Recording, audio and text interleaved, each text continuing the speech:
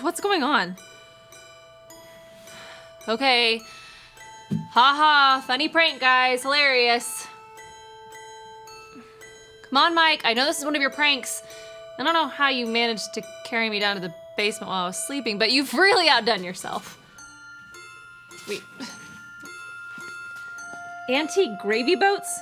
Since when does Connect HQ have antique gravy boats in its basement? Where'd the chair go? Who's there?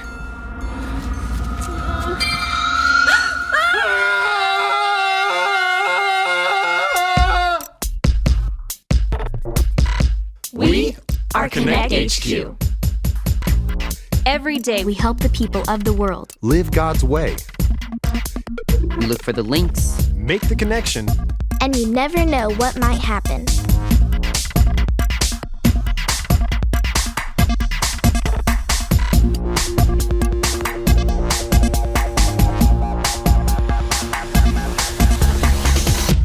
My name's Alyssa, and this is the time I learned how to conquer my fears. Tony! Oh, nope, I'm not Tony. I'm the thing from the basement. What? Oh, come on, you heard me. That's a yell you got on you. What? Well, you know what? Listen, I can understand the confusion. If you just take a seat on the decorative ceramic chickens, yeah, right there, I'll explain everything.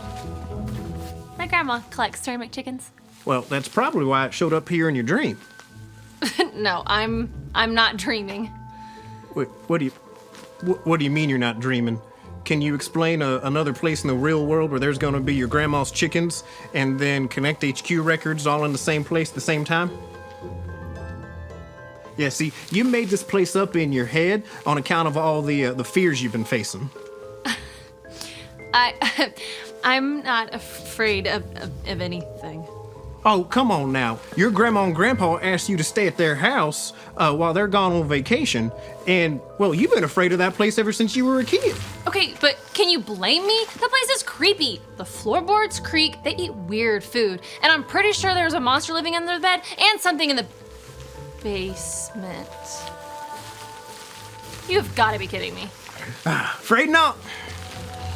Okay, so how do I get out of here? You know what? That is an excellent question. You see, to wake up in the real world, you have to fall asleep in the dream world, okay? And there's only one place you can fall asleep here, and that's on the top floor, and you're gonna have to face some fears to get up there. Or I could just wait and wake up on my own. Oh, no, no can do, no can do. See, fear is not the boss of you, okay? And when you feel yourself getting afraid, you just tell yourself, fear can't stop me from doing what I need to do. Fear can't stop me from doing what I need to do? Yep, you'll get the hang of it as you go. What you want to do is you want to take the stairs up to the next level up there, okay? And they're right next to the collection of clowns. So, good luck, okay? I'm gonna need it.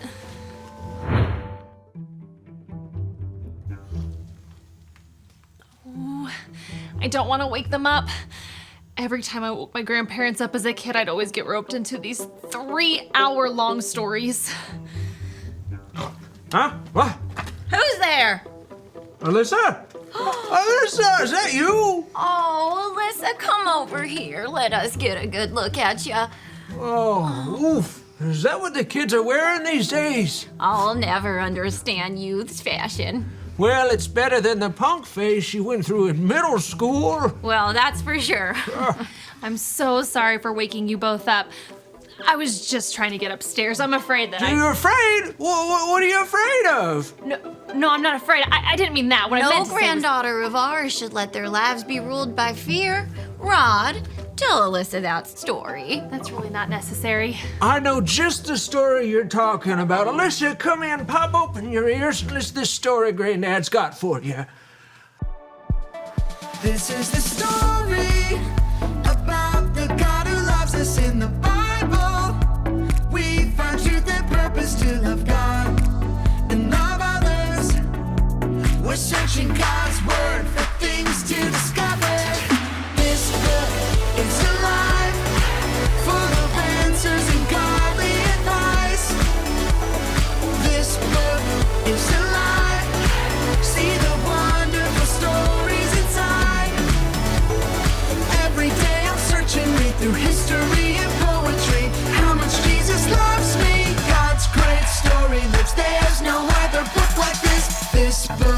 is alive. Numbers. After God rescued his people from slavery in Egypt, he led them across the Red Sea and performed miracles along the way to Canaan, the land he had promised them. God told Moses to choose 12 spies to go into Canaan to find out about the people, the cities, and the land. The spies explored the land and found it was as good as God had promised. But they also saw some things that made them afraid. After 40 days, the spies returned. They described what they saw. The land flows with milk and honey. There are pomegranates and figs, and the grapes are so big, 2 of us had to carry them between us on a pole. Great, let's go. We can't go. There are giants that are so big, we look like grasshoppers next to them. And the city's walls are so high, we don't stand a chance.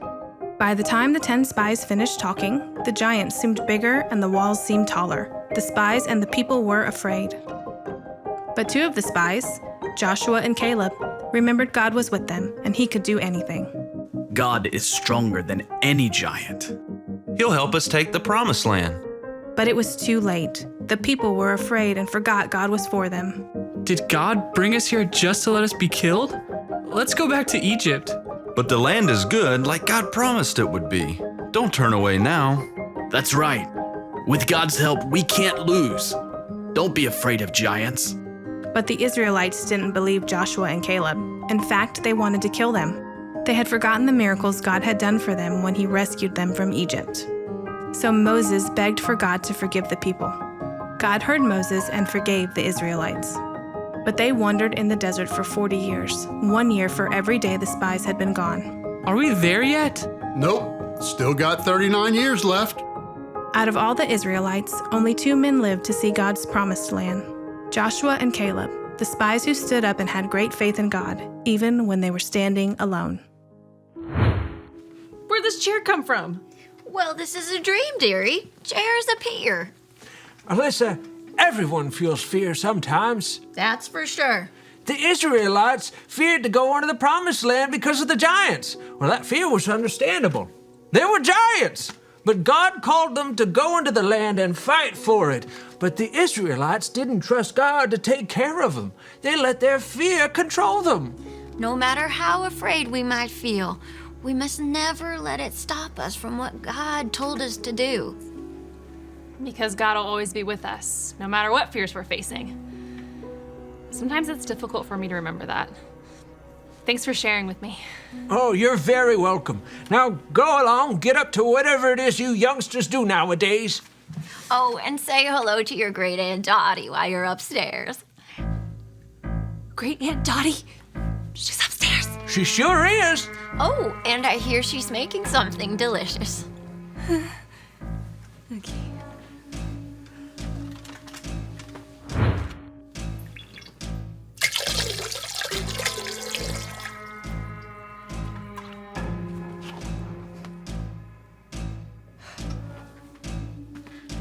Hi, Aunt Dottie. Ah, Lucy! You're just in time to try my newest creation. Take a seat.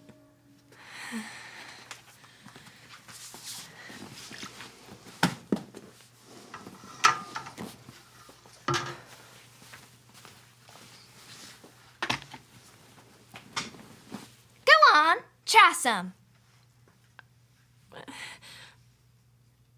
know you're not afraid of a little soup, Lissy. There's a gummy bear in it?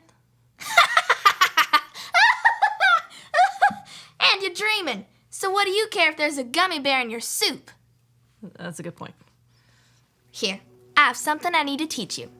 I learned this verse long, long ago. It's from the first chapter of 2 Timothy. Repeat after me.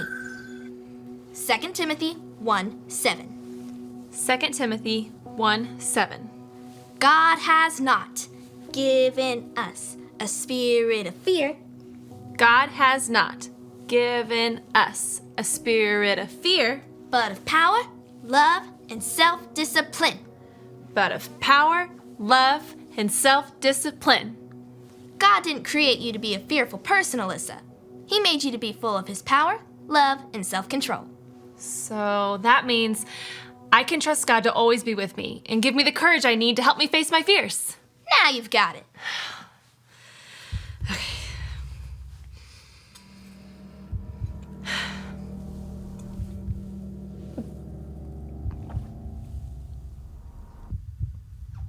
Well, how is it?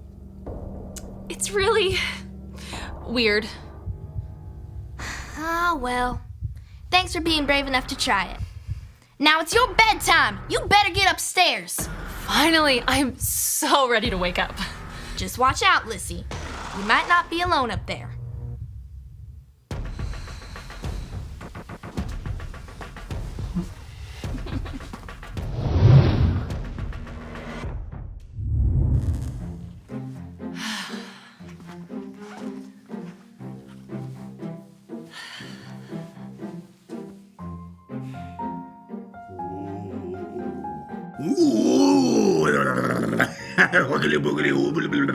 Get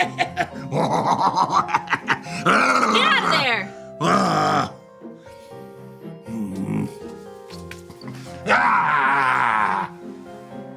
You're what I was scared of as a kid? You're the monster under my bed? Actually, I'm the Mikester. Oh, good grief. Oh, come on. You're supposed to be scared of me. I was scared of you, but I've learned a few things recently, Mikester. God is always with me, and he didn't create me to be a fearful person, which means fear can't stop me from doing what I need to do. Fear can't stop me from doing what I need to do. Not you, me. Oh, though you are a figment of my imagination, so sure. Oh, come on. I worked on this for months. I had this whole big scare plan. Could you at least, I don't know, pretend to be scared? Like, a little bit? Out! I'm going to bed. Fine. Just a little bit? No.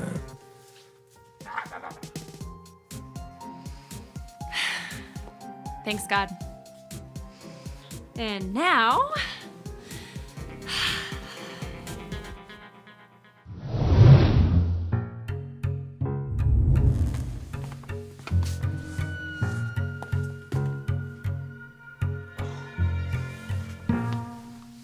I know I gave up pranks, but it's almost too easy.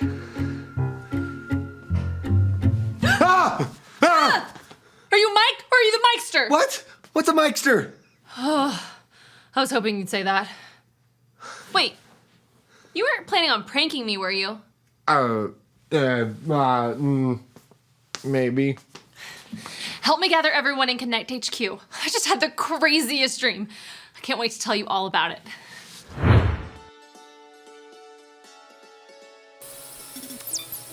Hi everyone, my name's Alyssa and I'm a part of Connect HQ. I wanted to share this verse I learned today with you. Say it with me like this. 2 Timothy 1:7.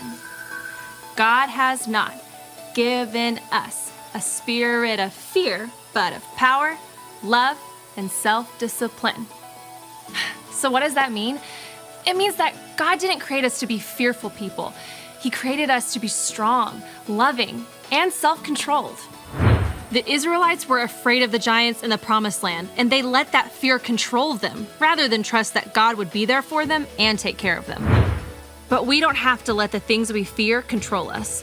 No matter what we fear, whether it be creepy basements, creaky floorboards, weird food, or monsters under our beds, we can trust that God is with us, and that God's given us the courage we need to face our fears. So the next time you find yourself facing off against something really scary, remember this. Fear can't stop me from doing what I need to do. And remember, Connect HQ is here to help you.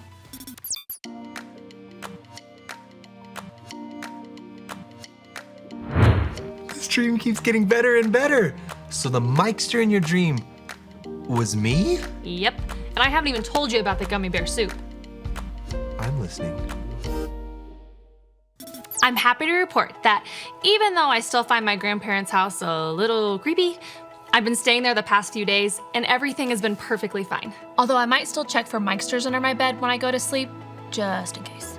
Today we learned about how God can help us overcome our fears, but maybe you haven't made that choice yet to follow Jesus with your whole life. If so, you're missing out on all the awesome ways God can help us live courageously. Do you want to make that choice today? If so, all you have to do is remember the ABCs. A. Admit.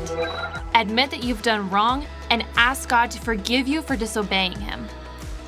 B. Believe. Believe God sent Jesus to take the punishment for your sin. Trust that you're forgiven because Jesus made you right with God. C. Choose. Choose to spend your whole life depending on God's power to help you say no to sin. As you live and love like Jesus, tell others God is your leader and number one friend. Did you make that decision today? If so, be sure to talk about it with your parents or a leader you trust.